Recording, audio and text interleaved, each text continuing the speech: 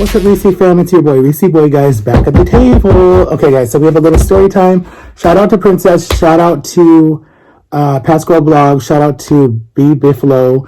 I don't know if I said it right. I'm sorry if I butchered it. Shout out to Jada, Aaliyah, Evan, Gio, Noah, Mega Beast, Jama TV. Shout out to all my peeps, guys. I love you all so much, guys. Okay, guys. So I've figured out that I need to do kind of like a recap of my life, because I have a lot of people who have just been following me for like 6 months, 2 months, 3 months, 4 months, or 1 month, or some people who've been here from the start of my YouTube channel that I've literally been on YouTube now for 2 years, and I'm doing so good. And you can actually go back and watch my videos if you want. There's a playlist, and then you can see my fatty mukbangs when I was overweight and I was wearing this shirt. My biggest YouTube video on my channel that's now at 5.4K likes, and I don't know how many dislikes. I don't think it has any dislikes, actually. I think it has a lot of likes. Is my first time using Postmates to order McDonald's, and I was super big. Like, I was all fat up here, and my face was just like, shh. And like, anyways, just watch the video, guys. That's like my highest video on my YouTube channel right now. If you Google first time ordering Postmates, my face pops up. It's there. It's a trending video. It's recommended for people to watch. And a lot of people will just watch that video and comment on me and be like, oh my God, he's going to die, blah, blah, blah, blah, without watching the rest of my videos. So what I had to do was leave a long message there to tell people, before you judge me, watch the rest of my channel, then come back and judge me. And I've seen Ebony was able to defend me and other people defending me. I appreciate that. I love how we have our own little family already, guys. This is amazing. Stick with me to the end, guys, and I will support you no matter what and be here for you guys no matter what. We'll love to see you guys on tour one day. Let's keep our fingers crossed. Only God knows and only YouTube knows. So anyways, guys, okay, so I wanted to talk about something because a lot of people are wanting to know what my disability is, and people are wanting to know how I was able to do a lot of different stuff, because they think that they see people with disabilities, they think that they have Down syndrome or different stuff, and that they can't do stuff. When people want to say that you have a disability, or you work with APD, or you're a product of APD, or you are titled mentally retarded, or whatever they want to title it. I hate titles, okay, but titles do get people a lot of stuff, so you have to be okay with titles. Titles are kind of what got me Jama, got me my best friend for life. We're more like family. We don't even consider our best friends. We consider each other family. And titles are what gets me my SSI check. Titles are what gets me to be on my dad's insurance for the rest of my life, unless I get married. Titles have... That's it. That's really all they really offered me, because I was just saying there's a lot of stuff. But anyways, guys, backing up a little bit. Back it up. This might be a long video, guys, so sit down, get you a snack, and listen up, okay? If you really want to know the true story about Reesie Boy, listen up. I've done this before, but I'm going to go into really details, guys, for you. Okay, so I was born with a disability. My birth mother and my birth father did drugs, and so when they did drugs, they did damage to my brain, okay?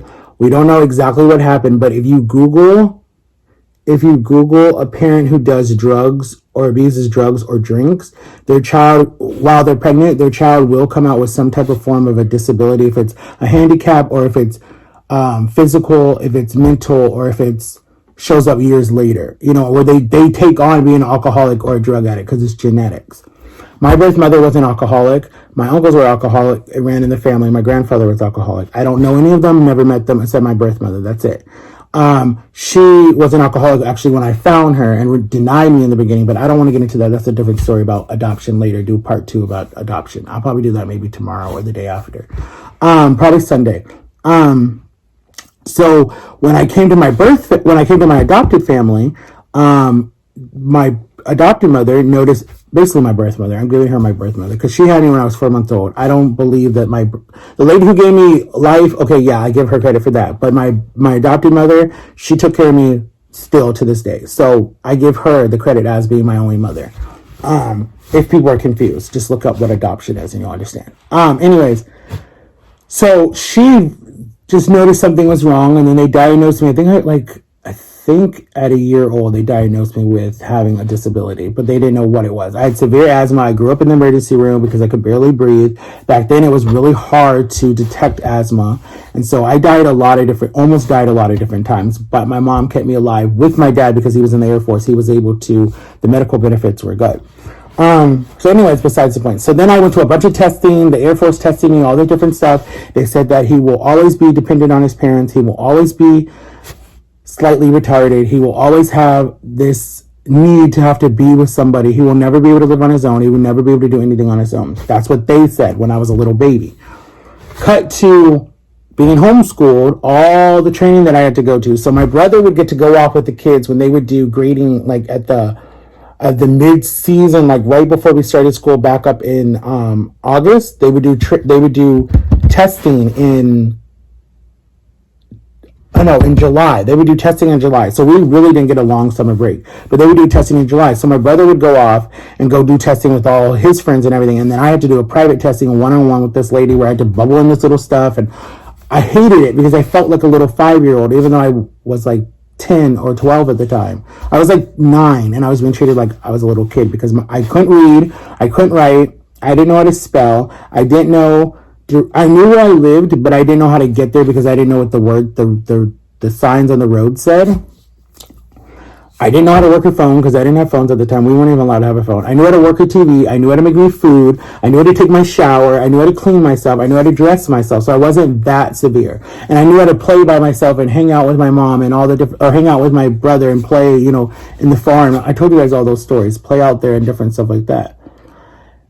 Play with my toys by myself. I literally would sit on the floor with all my toys for hours, just playing like cars and trucks and all that different stuff. And was quiet. And that was the only time my mom was like, he's only quiet when he's playing with his toys. Go give him his toys. So I had ADHD on top of that. So I was hyper. So then she put me on medication that turned me into a zombie. My little brother hated seeing me as the medication because he would poke me and I'd just be like, and I wouldn't move. I just had my mouth there drooling and I would not move. So he hated that. And so he would always say, Mom, I don't like Matthew on medication. I want Matthew off of medication. And then my mom's like, me too, because this is not the person we know. Because I was a bubbly, happy person.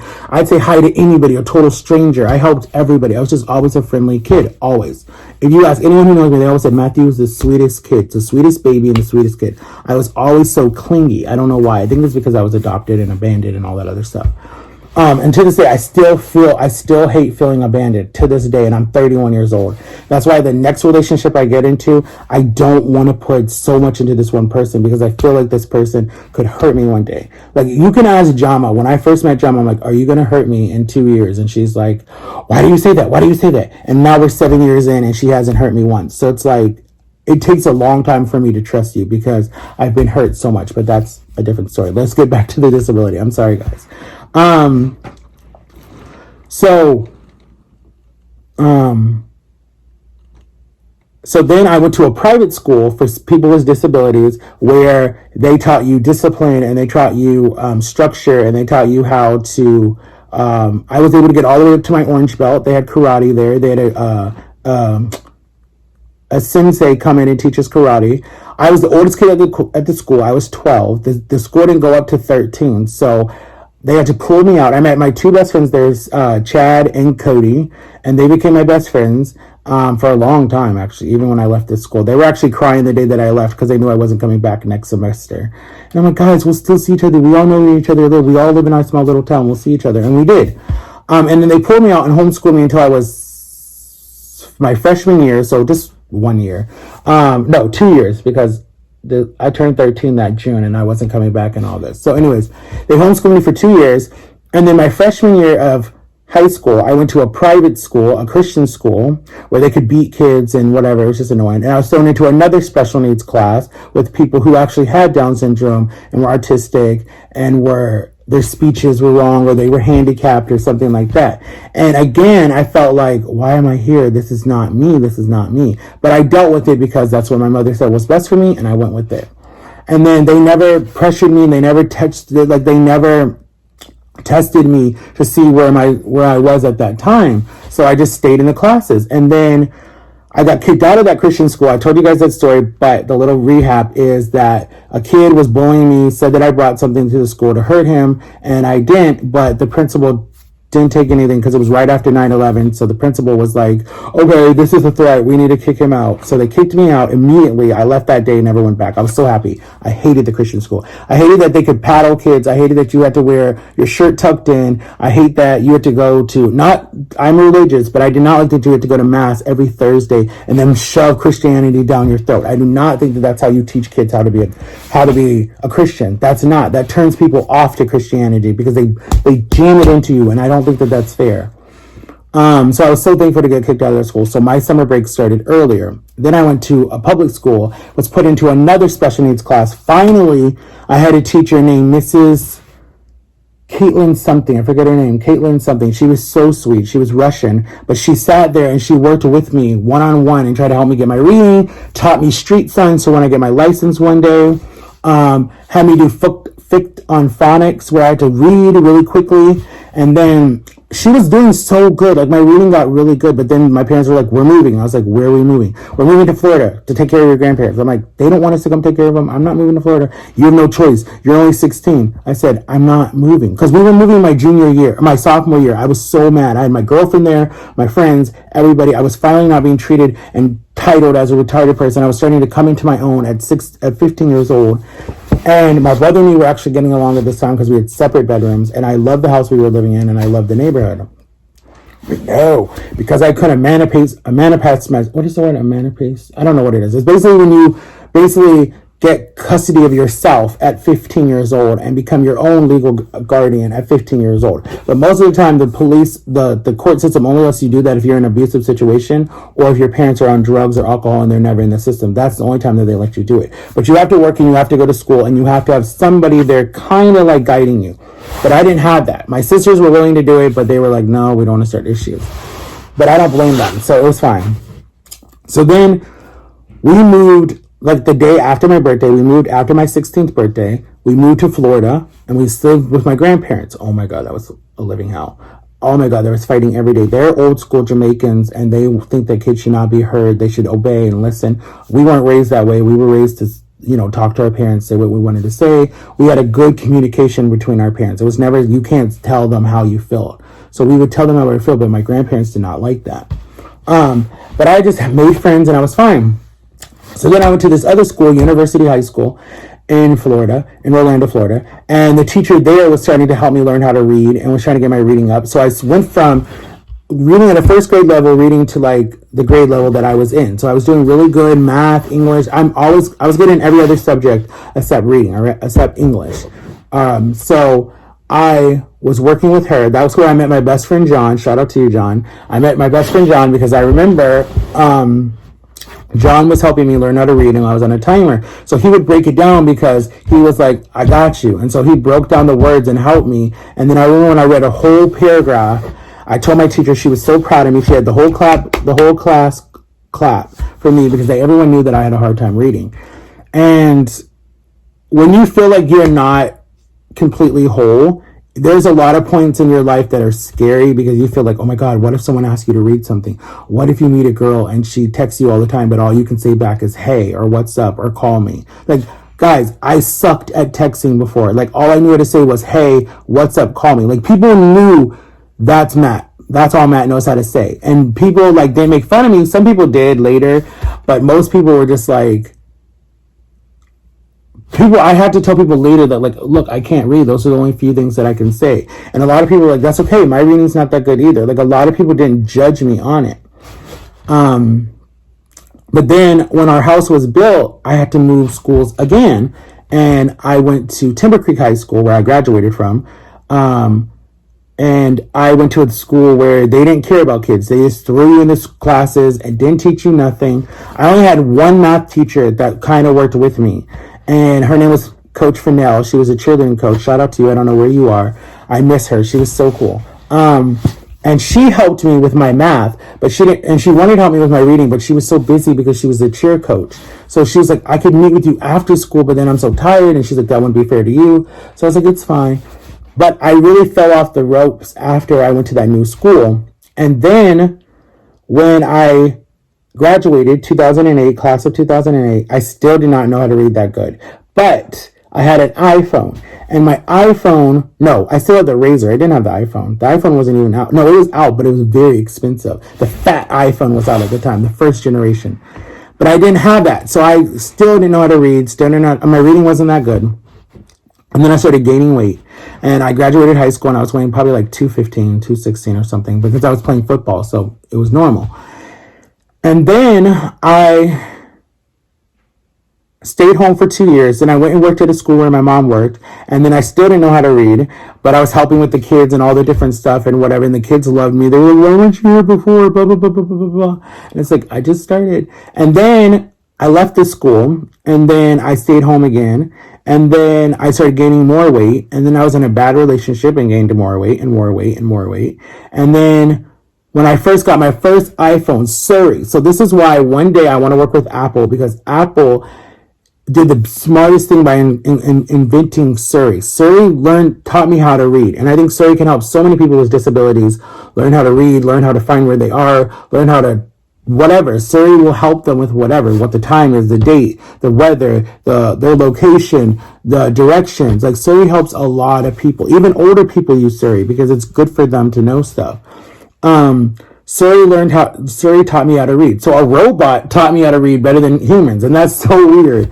But a robot, Siri taught me how to break down the words. Siri taught me how to recognize words. Siri told me what definitions of words were. So Siri was like really, really, really awesome. And shout out to Siri, shout out to Apple for that. I would love to work with Apple one day and do something like a book or a commercial or something, because I feel like people underrate Siri. People don't like Siri, but Siri's good. Apple phones are good. They're expensive, but they're good. All my YouTube videos come from Apple phones. So, and they're not the best quality, but they do really good. And then I met Jama in 2014, and then Jama helped me with my reading even more. And Jama helped me wake the little monster that was sleeping, not really monster, but made me wake the little man that was sleeping and said, be a man, wake up, wake up. And she kept saying that to me for like, I think a whole year. And then finally I woke up and took my life back, got out of that bad relationship, stopped letting my mother control me, stopped letting people take advantage of me, get custody or get control of my money. I was my own payee. I had custody of myself. No one had custody of me. I was trying to get an apartment, but it was very hard to get an apartment. She didn't really work that much on the weight thing because she knew it was my happiness and it was my choice. But if she would have, I probably would have listened. So Jama came in the time that I needed her because I was by myself. I didn't have anybody. Me and my best friend John and us weren't even talking because it was over a girl. It was dumb. And then my ex was out of my life. My grandma just passed, or my grandma was getting sick, but she was living with us. So Jama came at the perfect time. It was God just like picked her out of heaven and said, boop. And so we both said that like when we met, there was like a connection. We were like, God brought you to me. God brought me to you. And we always said that like we're each other's angel because we came to each other at the time that we needed each other and helped each other from stuff that was just like I had so much baggage in my life and I had so much frustration and so much anger. And Jama was just like, let it go, get rid of it. I'm here, I'm not leaving. And then she encouraged me and she challenged me to do different stuff. And when I started YouTube, she supported me and she was there and she was in some of the videos even though she didn't really want to be in the videos. And then when she thought it was fun, then she was like, oh my God, this is so much fun. We should do this. And then finally she started a channel this year and she's doing amazing. And so that's why when I go live a lot, guys, Jama helps me read the questions because some people are like, oh, he can't read. No, it's not that I can't read. It's just I can't read long sensitive. So I can read some stuff, but not like long stuff. And then if it's words that I've never even seen before, then that's when I'm like, hey, can you help me with that? So it's not that I'm like totally like illiterate and I can't read at all and I'm slow or whatever. I try to break down the words. That's why you hear me whisper it or something. And if it doesn't make sense to me, then I ask her. So it's like, bear with me, guys. A lot of people who have disabilities cannot do social media, cannot do all the stuff that I'm doing. So it's like I prove people wrong. I don't like titles. If you have a disability, like I said in my live yesterday, if you have a disability, prove the people wrong. And parents of kids with disabilities, don't suffocate them. Let them be who they are. And I know you're not, but some parents do. Some parents do. Some parents use it to their advantage, and I don't like that. I think that it's so messed up. But I'm not saying that everyone does, but some parents do. And parents that are foster parents do, definitely. Some of them are not all the way up here. But don't suffocate them. If they want to do something, and what is the word? Tell them to do it. Tell them it's a good job. Say, yeah, I'm here. I support you 100%. Like, in my life, in my home, where I grew up, my parents were definitely encouraging to do different stuff. There were some things that they were like, Matthew, are you sure you can do that? Or stuff like that. And that's when I got frustrated, because it's like, just be there for me and listen, you know? Like, are you sure you want to start a YouTube channel? You know that this is what could happen. How are you going to do a YouTube channel? You can barely read. It's just like, I still have that with my parents that drive me crazy, because it's like, have you not seen how far I've came since the last time I was tested? I just got tested in 2015. They told me I scored a 75. Most people are 75, unless you're like a 78 because you're a genius. So they're like, he's like, you're fine. Dr. McCracken's like, you're fine. So it's like, they don't see it. They still see that stupid little letter that the Air Force said back in 2008 that said that he will never do anything. I want to prove that letter wrong. I want to burn that letter and be like, and what? Look at me now. You know, I'm a big YouTuber managing my own career. Where's that so-called little small, naive person that you said would never be able to do anything on his own? That's why I'm working so hard on YouTube. That's why I want to be monetized. That's why I want to get endorsement deals. That's why I want to make it somewhere. That's why I want to write a book. Maybe to come out with an album singing. That's why I want to act. That's why I want to do stuff to prove these haters wrong. Like, you're not going to put a title on me, you know, and then I want to be that spokesperson for people with disabilities. Like, I'm already working with APD to do something one day. Like, I've told all my people, like, listen, I want to be a spokesperson. I want to talk to them. I want to get more money for us, get more things for us, get more courses for us, more stuff, because people with disabilities is so under the radar. There's not a lot of stuff for people with disabilities. Even people with disorders that are, well, there's people for anorexic. There's a lot more stuff for people who are anorexic, but there's not a lot of stuff for people that are overweight unless you do the Biggest Loser or do some major surgery. There needs to be something that's not so expensive, because I feel like if it's not that expensive, people will do it. But if you make it high, people aren't going to do it, because they're going to be in this, you know, they're not going to want to do it. I don't even know what I'm saying.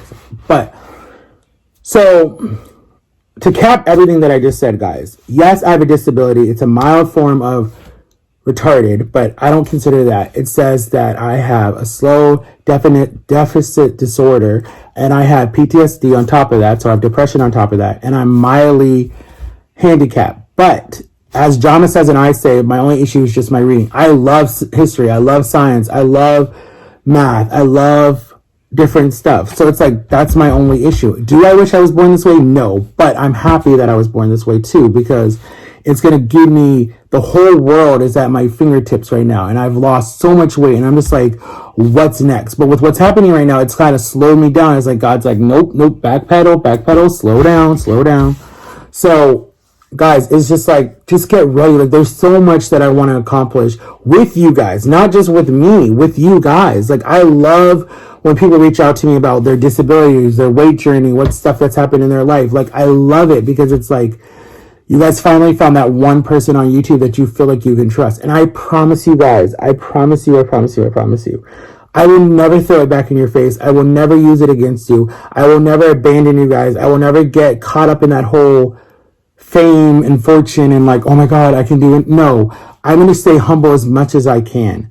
As much as I can, I'm going to stay humble. I'm not going to have the fancy house, the fancy cars, the fancy whatever. But I will get me an apartment so I can get out of my parents' house. I will get me a car, but it'll probably be like a Toyota or a Honda. I ain't going to spend that much money. Shoot. These people who come into so much money, then they end up wondering they're bankrupt or they're filing chapter whatever bankruptcy. Nah, I'm good. I'm going to use my money the right way. Invest in stuff. I might invest in clinics. I might invest in different things. There's something that I actually want to do for YouTube, but I'm not going to say it because I don't want anyone to steal my idea. But it's like, I want to invest in different stuff, restaurants, clubs, stores. Like, I want to do a lot and trademark my name. Like, I want to get it out there. Like, no one can use my name, unless they, you know, want to partner up. Like, me and Jama have so much that we want to do to like kind of bring YouTube back to good like it was when it first started. Like, I mean, there are YouTubers out there that are doing good, but I feel like it's such gossip and so much drama and so much so much hate that people get through. Cancel this one, cancel that one. It's like, guys, we're dealing with the movement right now. Black Lives Matter. Stuff is happening. People, we're in a crisis right now, and everyone's talking about gossip. It's like, wake up. Like, wake up. Seriously. It's like, stop. It's like, you guys have nothing better to do except attack each other, and it's so annoying. It's like, wake up. Seriously. So hopefully this explains some stuff to you guys. I don't know if you guys are lost. I don't know if you guys are like, this is a boring video. I just wanted to explain that to you guys, get that off my chest, tell you guys the truth. This is kind of like part 2 or 3 or 4. I don't know. The last time I did it, I was really overweight, and I don't even remember how many views that got. It got a lot of views. But I just wanted to let you guys know, especially the people who have just shown up and the people who have just found my channel, the people who have been watching me for 2 years, but their parents wouldn't let them make a YouTube channel or like anything because they're kids. Thank you to that. The people who are finding me now and they're like, oh my God, I really like him. Or the people who have coming from TikTok to my YouTube channel. I love that, guys. Shout out to all you guys who follow Max341989 on TikTok. Guys, we have a P.O. box. It's up on my YouTube channel. Send us whatever you want, guys. We will definitely do a challenge or a video or whatever you guys send us for a YouTube video, and definitely shout out your channel. So definitely when you send us a P.O. box, link your YouTube channel at the bottom or link your name or whatever of your channel so I can shout you guys out and tell everyone to go subscribe to you. But have an awesome Thursday, guys. And tomorrow's Jama's birthday, guys. So get ready to say happy birthday to Jama TV. And her daughter's birthday is tomorrow too, so get ready to say happy birthday to both of them, guys. And stay safe. If you have a disability, know that God made you that way for a reason.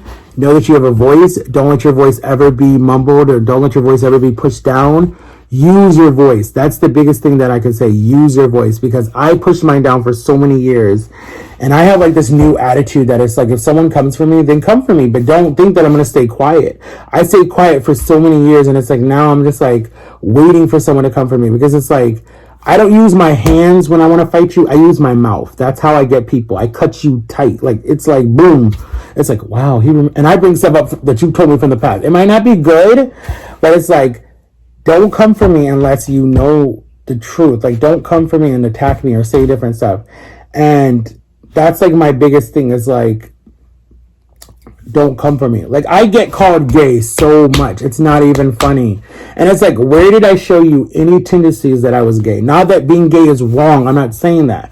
But I'm just saying, like, I've never been with anybody of the same sex ever in my whole life. I've been with girls my whole life, even since I was like a little kid. My first girlfriend was in first grade. So it's like, no. Not that I'm saying that that's a bad thing. Be who you are, but don't attack people and call people that if they're not that. Like, that's what I'm saying. Like, don't attack somebody and say that, because a lot of people stay hidden because they don't want that title. They don't want to be attacked. They don't want to be scared. And I think that scares a lot of people, because a lot of people just don't want that title, you know? But it's like, don't attack people who are not. People do that for a lot of different YouTubers and a lot of different celebrities. And it's like, if they're not saying it from their mouth, then don't title them that, you know? That's my only thing that I have to say. So, but I love you guys. Make sure to like and subscribe, turn my notification bell, guys. Check out yesterday's live. We went live like twice yesterday, guys. Watch it. If we can get one of them to 1K, that'd be amazing. And I'm here for you guys, no matter what. I will always be here for you guys. Yes, I might not actually answer every DM, every message, but I do see them and I do try to contact them, guys. I just want to be that YouTuber that people feel like they can trust and just know that I'm a truthful person. This is not a fake attitude. This is not fake at all. If you talk to anybody who knows me, they know that I have a sweetheart. I have the biggest heart in the world, and I'm not a fake person. I don't have a fake bone in my body. I can't be fake. I've had so many people be fake to me. I can't be fake.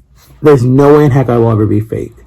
So if I'm a boring YouTuber, well, so be it. But I can't be fake. I have to be honest. And again, if it takes me 5 years to be a big YouTuber and be known, that's fine. But I'm still going to work my butt off and put out content and do different stuff for you guys. And videos are going to get longer, guys. Get ready for them. We have some different challenges that we're definitely going to do. But just definitely send us stuff to the P.O. box. Send us stuff that you want us to do in a video. Like if there's games or props that you want us to use, or if you guys have made any type of like edits of me and Jama, put them together. DM me on Instagram, guys, Reesie and Jama, so I can see it. Make edits of me and Jama, whatever, so I can give you guys credit. People have done that for me. I'm looking for a new intro of like more edits of like me and Jama, guys. So definitely just like DM me on Instagram and let me know, Reesie and Jama or Max341989. And whoever comes out with the best DM, the best edit will definitely get a shout out, and I will definitely link it below. So I love you guys, and shout out to everybody, and have an awesome Thursday, guys. Peace.